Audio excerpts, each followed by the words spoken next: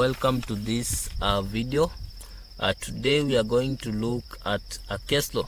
The case that we are going to look at is the case of University of Ceylon versus Fernando that took place in 1960. So without further ado, let's get into the video. So the first thing that we have to do is to establish the context of the case. So let us get the details, the background details of the case. So this case involved University of Ceylon and Fernando, who was a student of this university. This case took place in 1960 in the United Kingdom. So why was this case taking place in the first place? Here is the reason.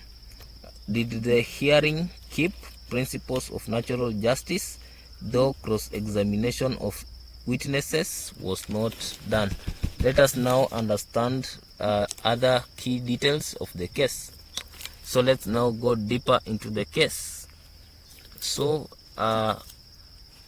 Fernando was suspended from university examinations for an indefinite period.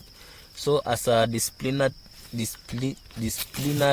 action, he was suspended from the university indefinitely. So this is what now made Fernando to bring up the case. So in the case of University of Ceylon versus Fernando that took place in 1960, the hearing that was given to Fernando, a student, was held to satisfy the rules of natural justice. Although he had not cross-examined witnesses, he did not ask to exercise such right. The Privy Council, per Lord Hudson, indicated that the decision of the board might as well have been different had he made such a request and had been denied. So we see that in this case, Fernando was suspended for indefinitely, but he did not request the right to do what we call cross-examination.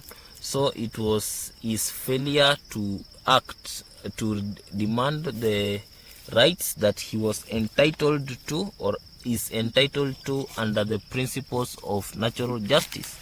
So the settlement that the court held that Fernando did not ask to cross-examine witnesses.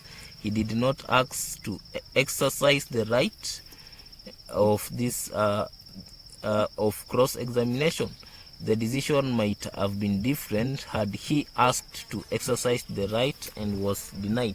So in this case, Fernando complained that he was not allowed to cross-examine witnesses, but we see that Fernando himself did not ask to cross-examine witnesses. So what is the significance of this case? What do we learn about this case? We learn that it is very important for us to know the rights and to act. It is not only knowing the principles of natural justice that helps, it is also important to act, especially when it is relevant and at the right time. For example, if Fernando had acted earlier enough, maybe the decision that was reached would not have been reached, and maybe he would not have lost out and being suspended indefinitely from university examinations. So it is important not only to know our rights, but also to actively demand for our rights instead of waiting for those rights to be violated and then complaining later.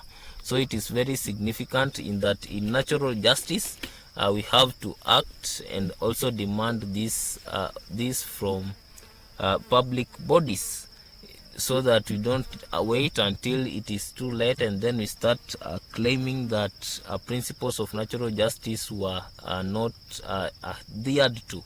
Thank you for watching this video. Like, share and subscribe.